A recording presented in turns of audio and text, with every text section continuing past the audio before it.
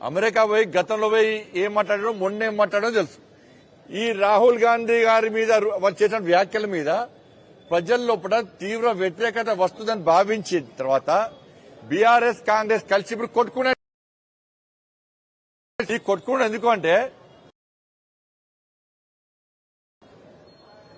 ఆరోగ్యాన్ని దృష్టి మళ్లించడానికేమో హైడ్రా.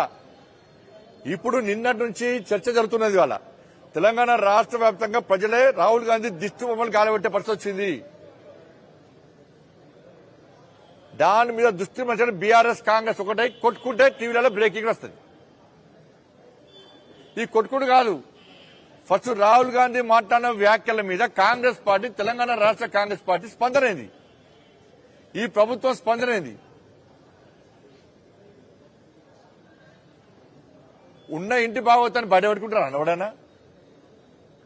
ఇలా అంతకుముందు విదేశాలకు పోయిండు. భారతదేశంలో ప్రజాస్వామ్యం ప్రమాదంలో ఉంది, విదేశాలు జోక్యం చేసుకోవాలని చెప్పి ఒక మూర్ఖత్వం మాటలు మాట్లాడిన వ్యక్తి రాహుల్ గాంధీ. మళ్ళా నిన్న ఏమంటున్నాడు,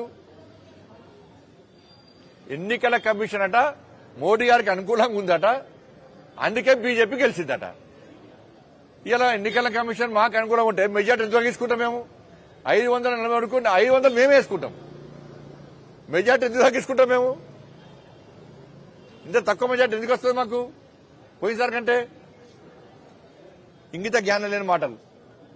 ఇవాళ ఎన్నికల కమిషన్ మీదకి అనుమానాలు అపోహలు ఉంటే ఈ దేశంలో చట్టాలున్నాయి, న్యాయస్థానాలున్నాయి, ఒక రాజ్యాంగం అనుగుణంగా దేశంలో రాజ్యాంగం ఉంది. అంటే రాహుల్ గాంధీ అనే వ్యక్తికి ఈ దేశంలో చట్టాల మీద గౌరవం లేదు, న్యాయస్థానం మీద గౌరవం లేదు, విదేశాల మీద మాత్రం చాలా అపారమైన నమ్మకం ఉంది ఆయనకు.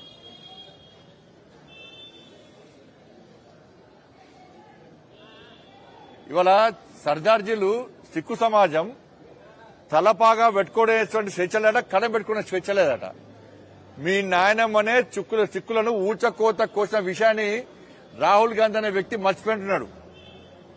సిక్కులను జలియన్ వాలాబాగ్ తర్వాత సిక్కులను ఊతకోత కోసింది ఎవరు?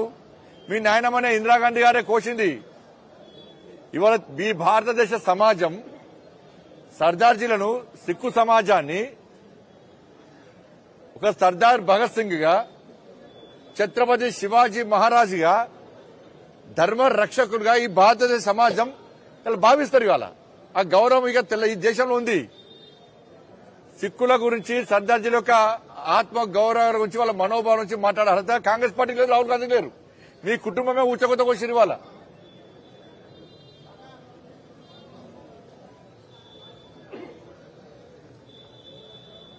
వాళ్ళు ఎవరైతే దేశాన్ని చీల్చాలనుకున్నారో, దేశాన్ని సర్వనాశనం చేయాలనుకున్నారో వాళ్ళతో చేతులు కలిపే ప్రయత్నం రాహుల్ గాంధీ చేస్తున్నాడు. ఇవాళ మీరు చూడండి, మాకు ప్రత్యేక దేశం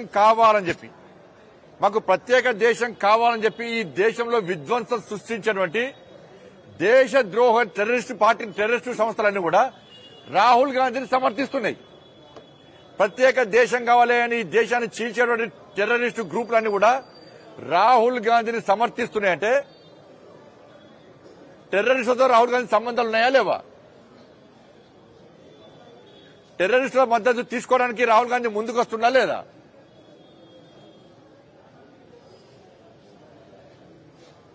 గింత ద్రోహమా?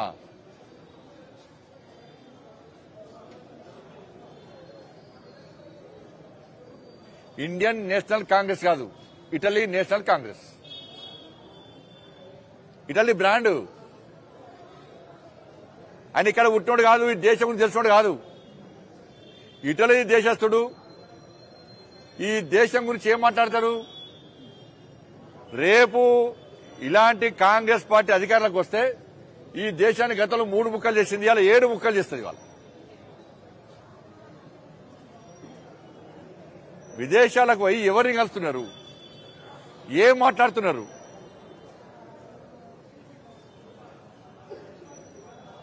మరి ఈ విషయంలో రిజర్వేషన్లను మేము వ్యతిరేకిస్తామని చెప్పి కాంగ్రెస్ పార్టీ బదనాం చేసింది.